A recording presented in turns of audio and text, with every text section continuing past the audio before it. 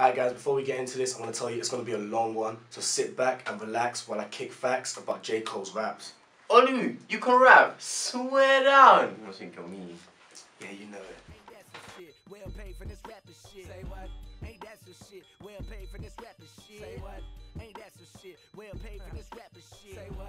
Alright, what's up everybody? It's Mr. SDS here, 1/10 of Illicit Era, coming to you with a new album review, J. Cole, Born Sinner.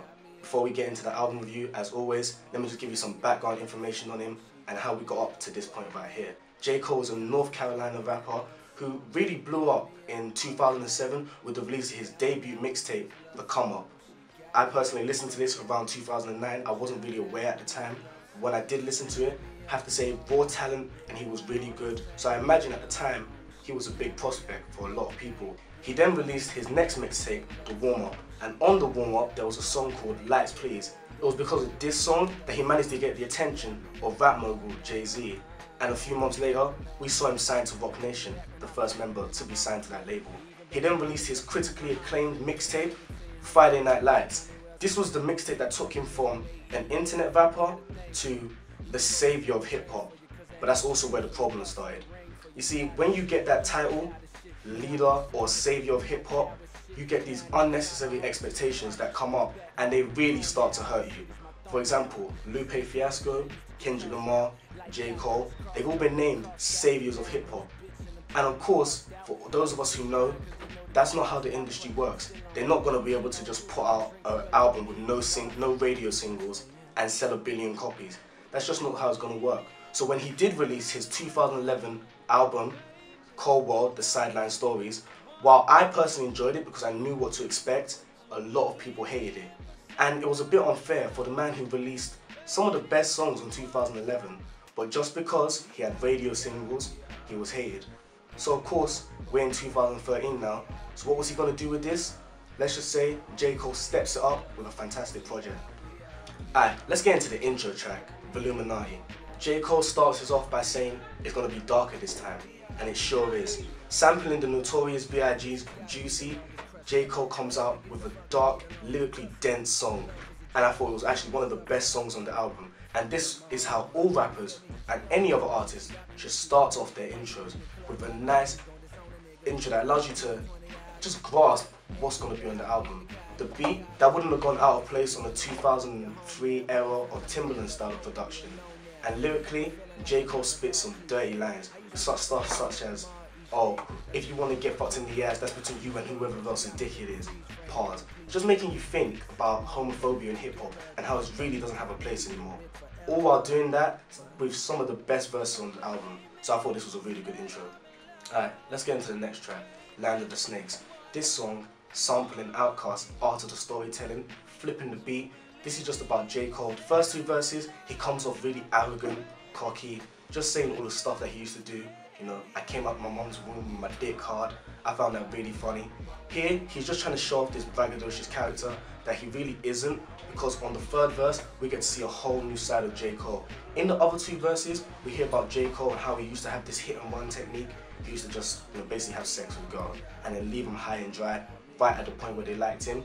Well, this time, he meets one of the girls that he done it to, and she's just here, literally telling him that he's not worth anything, he's a piece of shit, he's just a bad human being. And on the 3rd verse, you really get to hear how reflective he is. He's basically saying, yeah, you were right, I am a bad person. And it's amazing how you can go from being this one character, being this rude and arrogant and brash character, to all of a sudden you're reflective and you're basically like heartwarming and you're upset because you've been told what type of person you are. That's just a testament to his storytelling and another really good track on the album. Alright, so with that song, Land of the Snakes, it takes us into the next song and the first single from the album, Power Trip, featuring Miguel. If you listen to Land of the Snakes at the end, where the girl is telling him that he ain't worth shit, and it fades out and you come straight into this, you can tell that this man is actually possibly very close to being a genius when it comes to musically. Like, you have this contrast between, oh, I only hit and run girls, I don't really care about their personality.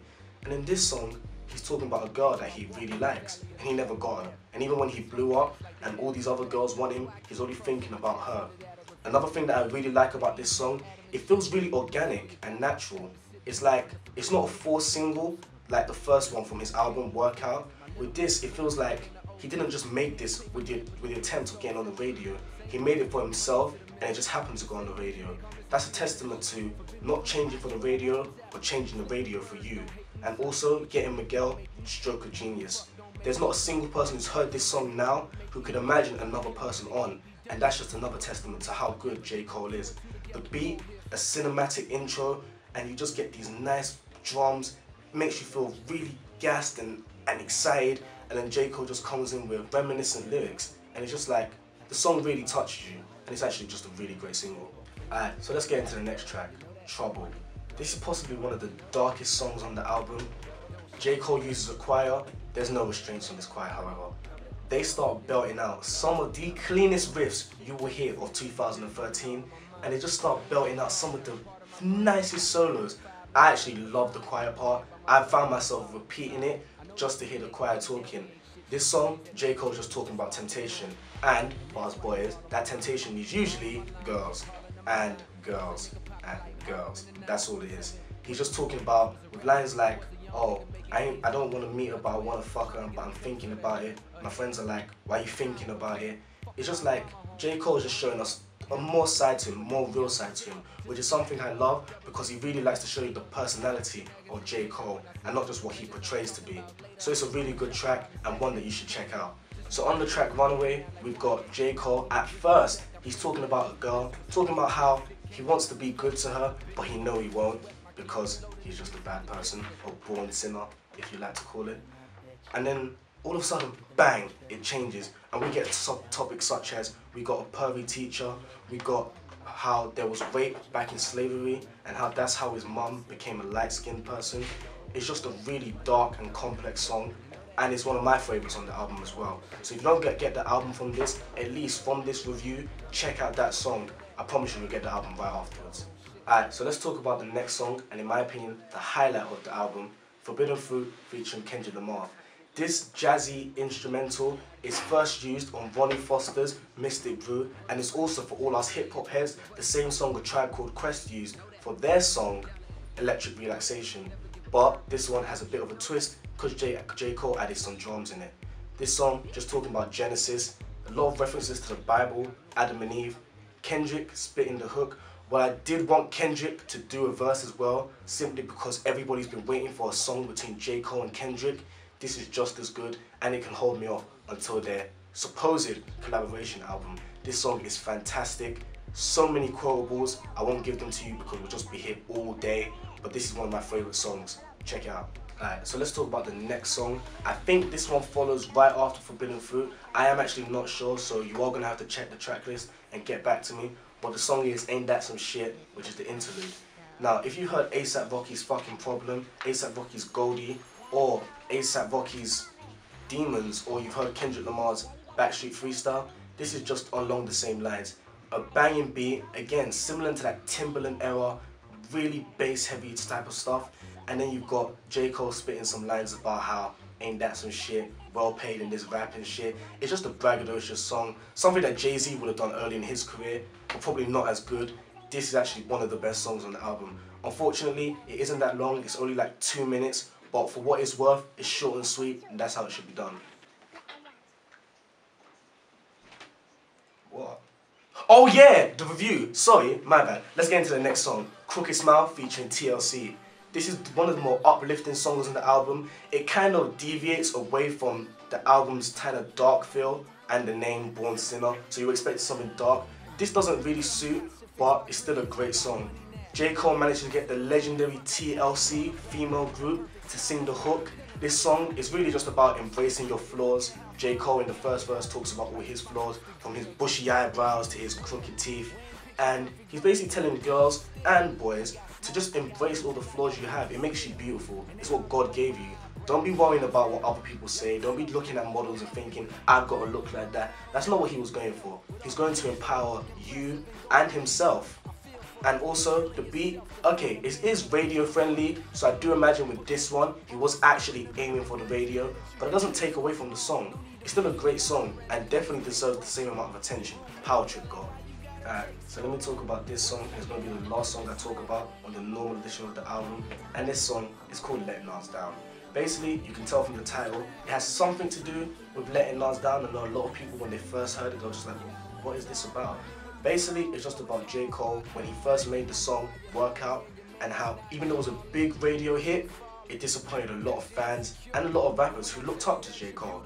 So basically in the first verse, we just hear about Nas and meeting J. Cole, and then we hear a little intro, and he's just like, damn, Nas likes me, he likes what I do. And then he goes back to the fact that, oh wait, I still gotta make this song, because I know that Jay-Z won't release this album if I don't have a radio single. And if you listen to the backdrop, when you go to a listening party, he was talking about how he tried and tried and tried for a single before he just made this one. Well, basically, this is basically a sequel to his story from then. It's just about Nas like, you know what, I hated that song. And you know, J. Cole, what I really like about it is that he didn't just come out being like, yeah, you know, I made this song, I'm really bad, I'm really sorry. No, he comes out a bit defensive. He comes out attacking Nas. He's like, okay, but you made songs like this as well, so why are you coming at me? But then again, he realizes that he's not angry with Nas, he's just angry with himself, angry that he sold out and made this song. Also, production is actually the best on the album, with this really jazzy, a lot of horns, a lot of sampling. It was actually my favorite, one of the best songs production-wise, and one of the best songs on the album. So we're going to talk about the last track. This track is actually on the bonus one. It's called Miss America. It was actually the first promotional single he released back in 2012 when he was celebrating the 2-year anniversary of Friday Night Lights. This song, I've listened to this song about over 100 times because it's a great song. With the cinematic production, lyrically, J. Cole not only talking about girls, he's also talking about hip hop and how all these other rappers are basically in a beauty pageant. You know, in beauty pageants, how everyone's fake and everyone's not real and everything's scripted. And he's just like, nah, I'm not about that life. I'm J. Cole, I'm just doing me. I'm doing this real stuff. He's also talking about how really choose girls over brains. You know, it's just a really, really great song. And I personally enjoyed it. And it's one of the reasons to pick up the deluxe edition. I'm not going to talk about any other songs in there because I don't want to ruin it for you, but you should get this edition of the album. Alright, let's just talk about the negatives because I know for this whole album I've been praising it. There's one problem with J. Cole, and that's dynamics. J. Cole is going up against Mac Miller and Kanye West. By the time this comes out, the sales won't be out yet, so we don't know who won. But if you're going up against Kanye West, a man who every time he hits the top, changes his sound so he can hit even higher heights, if you're going to do that, you need to change up as well. J. Cole has this similar production and it doesn't change. He doesn't have extreme dynamics. The whole album, at times, feels like it's just one long song. That's a problem because it can get boring. Even though J. Cole, he is a lyricist and his flow is good, but that's not always going to hold up, because how many times can we hear an album with the same production but people are just like, you know what, you're not good anymore. He needs to work on that because it's something I picked up straight away. And if I can pick it out, and I'm only 16, I'm sure the rest of you can notice. So he does need to improve on that.